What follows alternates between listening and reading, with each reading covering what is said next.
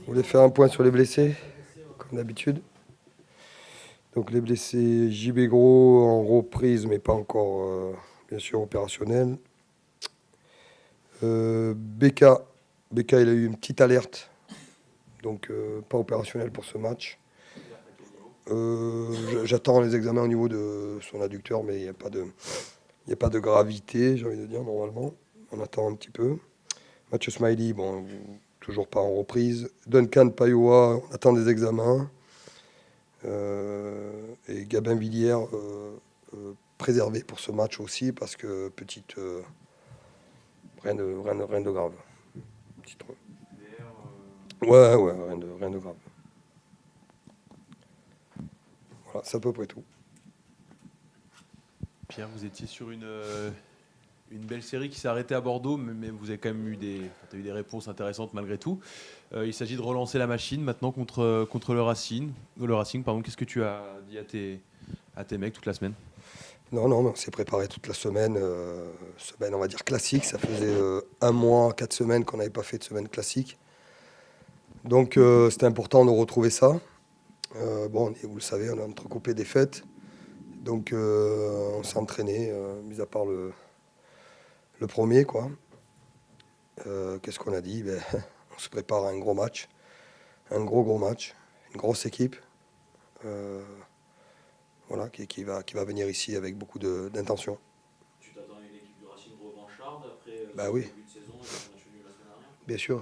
bien sûr, une bête blessée, toujours très difficile à contrer. Donc on s'attend mais sur un gros match. Ils ont des joueurs à la fois très physiques, très rapides aussi. On les connaît bien, donc voilà, tout est dit. On parle d'une équipe qui a du mal depuis quelques mois, notamment en championnat, malgré d'énormes individualités.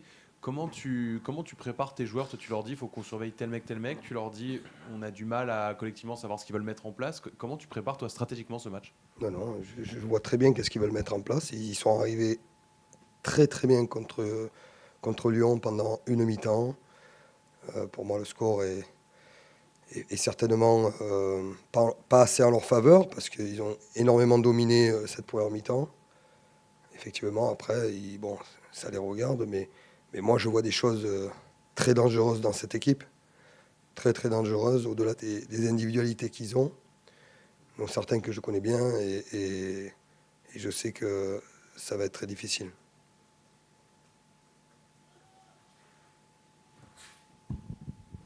Vous faites partie des rares équipes encore invaincues à domicile. Euh, je sais que ça ne te plaît pas ce genre de questions, mais c'est un fait, c'est statistique. On a le sentiment qu'il y a moins la chape de plomb qu'il peut y avoir quand vous jouez à Mayol ces derniers mois. Comment toi tu l'expliques? Mais je l'explique par l'effort des joueurs, par la connexion avec le public. Je crois que j'ai vu que l'affluence de Mayol était en augmentation. C'est une bonne chose, ça veut dire que les gens se retrouvent dans cette équipe par rapport à ce que donnent les joueurs sur le terrain. Donc ça, c'est pas très surprenant au vu des prestations, au vu du courage. En tout cas, c'est loin d'être parfait, hein, on le sait très bien, vous et moi, mais par contre, il y a beaucoup de courage, il y a beaucoup d'intention, et ça, ici à Toulon, les gens ne s'y trompent pas. Donc il y a tout simplement une connexion avec notre public, mais ça, c'était les matchs d'avant. On est sur une nouvelle année, 2025. Il faut démarrer, comme on a fini à Mayol, voire mieux, parce que ce qui arrive, comme je l'ai dit, ça va être encore un cran au-dessus. On a un mois de janvier capital pour le championnat, capital pour la Coupe d'Europe. Mais bien sûr, on est focus sur ce match et on a besoin de cette ferveur, on a besoin de nos supporters. J'ai envie de voir Mayol plein, encore plus. Et voilà, donc il faut continuer. À tes joueurs de cette augmentation du public, d'affluence à Mayol, c'est quoi? Vous en parlez entre vous? Oui, on en parle parce que c'est important de. On est porté d'une mission ici, on le sait très bien. Et moi, j'étais à Noël, j'ai vu des gens qui m'ont interpellé, très heureux sur ce qu'ils voient, sur les joueurs, sur la générosité, sur l'entraide, sur les valeurs de notre club, quoi, hein, les valeurs de combat. Tout ça, c'est très positif. Et je sens que les gens sont contents, mais je connais aussi ici et qu'il Il suffit de 2 prestations et 2 défaites et on redevient dans le brouillard. Donc restons clairs, gardons la vision, le cap où on veut aller et ne pas se laisser surprendre par des mois de janvier qui sont souvent difficiles et celui-là est capital. Pour moi, on va voir le progrès aussi un peu de ce groupe dans ce mois de janvier. Ça va être intéressant.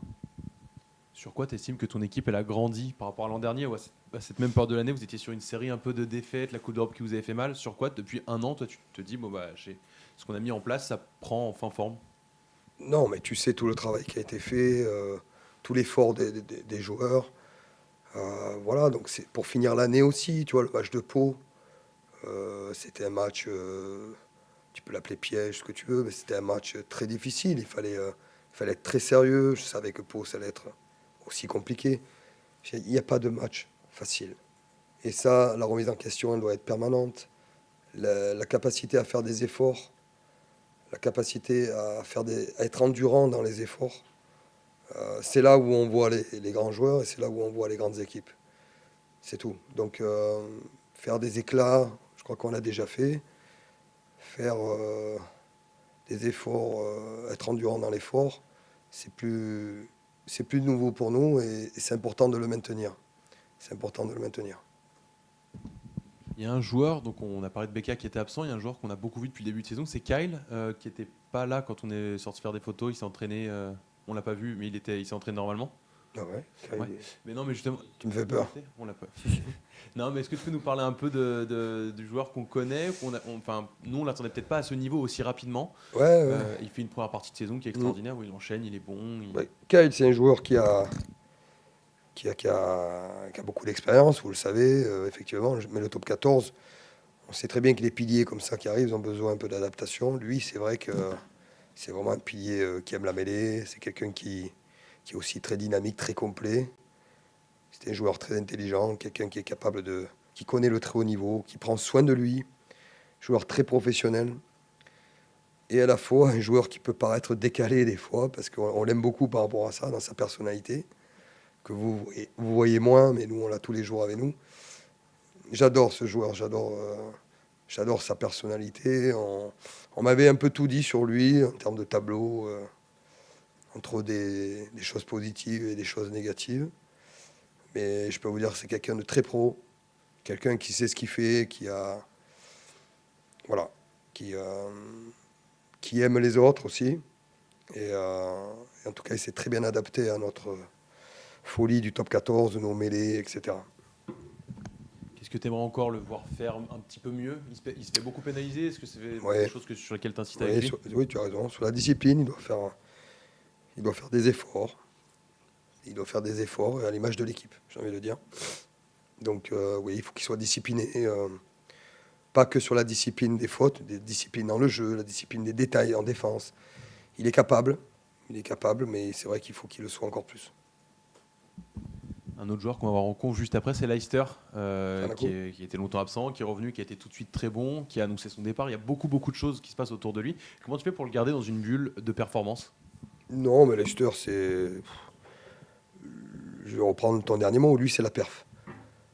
C'était un joueur de match. C'est-à-dire que des fois, à l'entraînement, tu te poses des questions. Est-ce qu'il est vraiment là? Je dis pas qu'il s'entraîne pas bien, hein. Mais il a une attitude où lui, il a le rapport avec l'entraînement où il est capable de se faire mal. Mais c'est vraiment un joueur de match. Et il y a une vraie différence entre certains. Et lui, j'ai connu des joueurs comme ça. Il s'allume en match. Voilà. Et voilà, il n'y a rien à lui dire, hein. Tu l'as vu quand il a repris avec... il a été incroyable. Il a été à Bordeaux présent, très présent. Le peu de ballons qu'il a eu, il a été déterminant. Donc il faut qu'il continue parce qu'il va avoir des gros costauds en face. Notamment un qui a joué ici, donc qu'on connaît bien. Et ça va être un beau duel. Tu le challenges toute la semaine, tu lui parles, tu lui dis, donc on parle de Tuisova, tu lui dis, tu sais qu'il va être face à toi, attention, c'est un gros match, c'est un des meilleurs joueurs à ton poste, pour essayer de le Ouais. titiller. Je pense que Leicester, il ne se pose pas autant de questions. C'est-à-dire que, je t'avoue qu'il faudra lui poser la question, je ne pense même pas qu'il connaisse tous les joueurs qui jouent en top 14. Par contre, comme je te dis, il se concentre sur lui, sur le match, sur lui, voilà, c'est faire plaisir aux supporters, c'est tout donner sur le terrain. Voilà, c'est gagner son duel en face, peu importe qui c'est. Voilà, mais il faut lui poser la question à lui, mais je crois qu'il réagit plutôt comme ça. Comment toi tu gères, Pierre, des mecs qui s'allument en match et qui à l'entraînement, tu as dit qu'ils sont présents mais qui n'ont peut-être pas le goût de l'effort comme d'autres anglo-saxons peuvent l'avoir à l'entraînement? Il, il faut que quand même il assure ce qu'il fait à l'entraînement. C'est parce que, tu vois, attention, je n'ai pas dit qu'il s'entraînait pas bien, mais c'est vrai que tu sais qu'il a une personnalité un peu différente, donc il faut le savoir. Et bon, il faut quand même des fois un peu l'allumer, lui dire, oh, mais voilà, après il te montre que sur le terrain il est là, c'est le plus important. Des champions de l'entraînement, j'en ai vu aussi, et s'éteignent pendant le match. Hein, donc je préfère l'inverse. On l'a vu re-rentrer en troisième ligne centre Oui. contre Pau. C'était Oui. l'opportunité du moment ou quelque chose de réfléchi depuis Non, plusieurs c'est un truc que je réfléchis depuis un moment, et je compte le refaire plus tard. Et pourquoi le mettre à ce poste-là du coup? Parce que je suis sûr que sur des fins de match, il peut nous apporter la différence. La différence sur un grattage, la différence sur un plaquage, la différence sur porter le ballon. Voilà, c'est un feeling. Et bien sûr, j'ai posé la question si c'est un poste qui ne le contrariait pas. Et il m'a dit qu'au contraire, il avait un gros sourire et il m'a dit je veux jouer à ce poste. Bon, j'ai dit quand même, tu vas te calmer, tu vas pas jouer toujours à ce poste. On a besoin de toi derrière, mais voilà, c'est un truc que j'ai en tête que je pourrais refaire plus tard. On l'a vu arriver, il était ailier avec les All Blacks et les Crusaders, donc on imaginait peut-être qu'il allait plus jouer. Toi, tout de suite, tu as dit je le vois bien au centre, et en fait, il enchaîne maintenant quasiment que à ce poste-là. Tu penses Oui. que c'est là où il est le plus complet? Ben, je pense que c'est là où il peut nous apporter le plus. Après, il peut jouer à l'aile, je le sais très bien. Mais je savais dans ma tête, en le recrutant, que je l'avais dit qu'il finirait assez vite au centre. Voilà.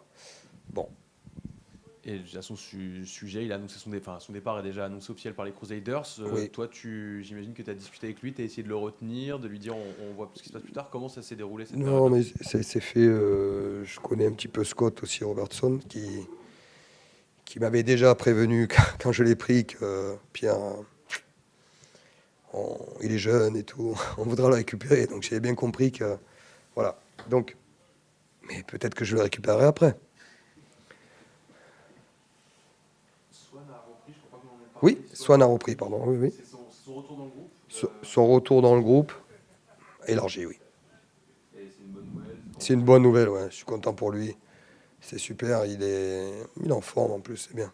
On va le voir rapidement. Et un mot peut-être sur Lewis qui va arriver aussi. Alors, Le- sur l'éditeur, on t'attendait aussi dedans, mais sur Lewis qui va venir après toi, qui continue de s'intégrer, qui a été peut-être un peu moins rapide que Kyle a trouvé.